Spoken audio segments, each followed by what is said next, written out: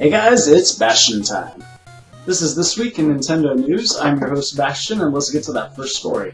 So we'll start out with something that I'm sure you've all seen because it's already had millions of views. It's this amazing video of the Ohio State marching band performing during halftime. An amazing set of a medley of various video game themes. And not only are they performing these themes perfectly, but they're marching in design patterns. I don't know the proper terminology, I wasn't in marching band, sorry. But it's just fantastic. And of course, they've got some Mario, they've got some Zelda, some Pokemon, so if you haven't seen this already, and who am I kidding, you already have. But if you haven't, there'll be a link for you down below.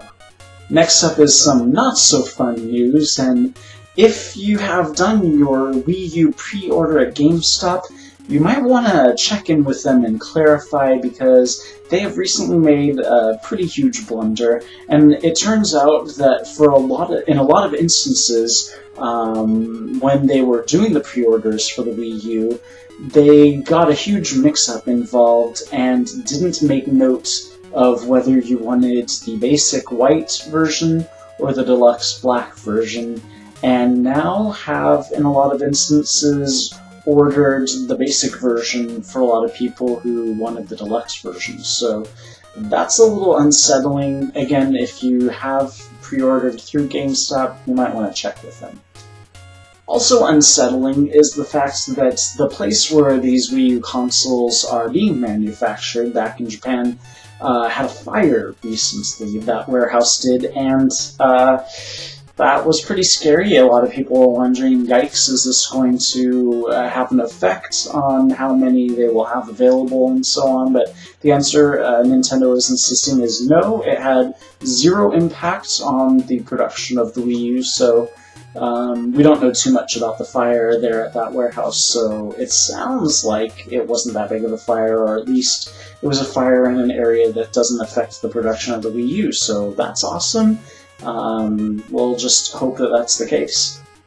Our next story is about New Super Mario Bros. U, which of course is the new Super Mario Bros. Game for the Wii U, and recently on their own website, Nintendo posted that, a quote something like, unlike never before, you'll be able to play a Mario game in 1080p. It turns out that might not actually be the case, because very shortly after they announced that on the website, a whole bunch of various video game websites sort of leapt on that and were spreading the word, oh my gosh, Mario Wii U is going to be in 1080p, and out of nowhere Nintendo changed the website to now just say HD, which is kind of odd. But I can't see any reason why it wouldn't be in 1080p, so it just doesn't seem like it's going to use so much of the Wii U that it would have to bump down to 720, but I mean, HD is HD. Honestly, I really can't tell the difference between 720 and 1080 myself, so yeah. And then our next story comes from Corpse Run. Now, of course, you've probably seen the various Zelda news videos wherein I talked about Corpse Run doing comics on various Zelda things. This one is about Mario and his, usually his nemesis, Lakitu, but sometimes Lakitu is helpful. For instance, sometimes he throws coins instead of spinies? What are those guys called? The guys with the spiny things on their back. They're called spinies, right? That seems wrong. So usually Lakitu is Mario's enemy, but of course we know from Mario 64, he was the person in charge of holding the camera. That is what allows you to see Mario while you're playing the game. And I guess we're just supposed to assume that in all the 3D Mario games, that's always the case. Lakitu's there holding the camera from his fishing pole thing. This comic shows just how uncomfortable it would be if that were taken to the nth degree, so definitely check this one out. The story is actually kind of old news at this point. It was actually making headlines kind of early on last week, but I didn't really catch wind of it, or didn't really think that it was that important to talk about, but I kind of really want to talk about it. This should almost be a Bastian rant, but basically it's the fact that Peta went ahead and launched a sort of marketing thing and a little mini game about Pokemon. Because of course there's a new Pokemon release, Pokemon White and Black version 2, and basically they are saying, you know, enslaving animals and forcing them into these tiny capsule things and forcing them to fight each other to the death or whatever is, you know, not exactly that humane and so on. But the thing about this is that they're not being serious. You know, a lot of people are like, they're taking it too far, but they're trolling to a degree. They don't. I mean, first of all, Pokemon don't actually exist. I'm sorry to burst your bubble, but second of all, you know, they're just using something that is fictional and silly to sort of point at a bigger issue, which is that there are instances in real life where animals are forced to fight each other. There are cockfights and there are dog fights, and you know, this is not good.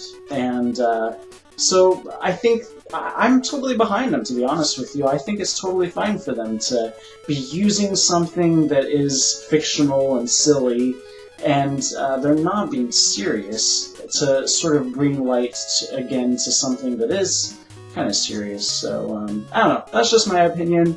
A lot of people are having the exact opposite reaction from me and are like, you know, Peta's being stupid. The Pokemon aren't even real. What? You know, well, they're being too serious about this, and they're not being serious. Yeah, that probably should have been a Bastian rant. Anyway, our next story is about a Skyrim mod that allows you to play in a landscape that looks more like Mario in Skyrim. I guess I forget what the land is called in Skyrim, but now you can pretend like it's the Mushroom Kingdom. This, of course, is a PC version, and if you want to find out how to mod your PC version to play in the Mushroom Kingdom, there'll be a link for that for you to check out.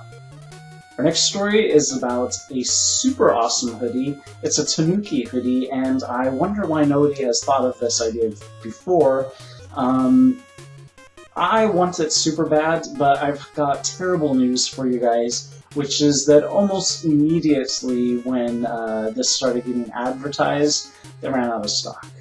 So what they have on the website is a waiting list, which I have added myself to because I want to know as soon as more are available, and as soon as more are available, they'll let you know, and then you'll be first in line to be able to pick one up.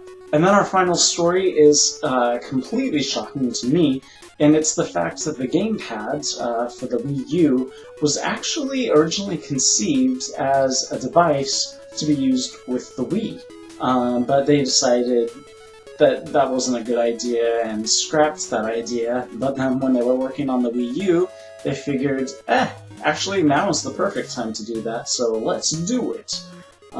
So that's kind of cool to see how different ideas get scrapped in different generations and then reappear later. We know that they tried various 3D sort of things for various consoles all the way back, and then eventually brought that forward for the 3DS.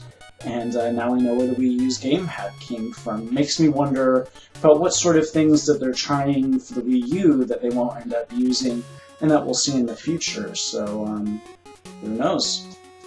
So that's it for this week in Nintendo news. I'll see you guys next week. Bye!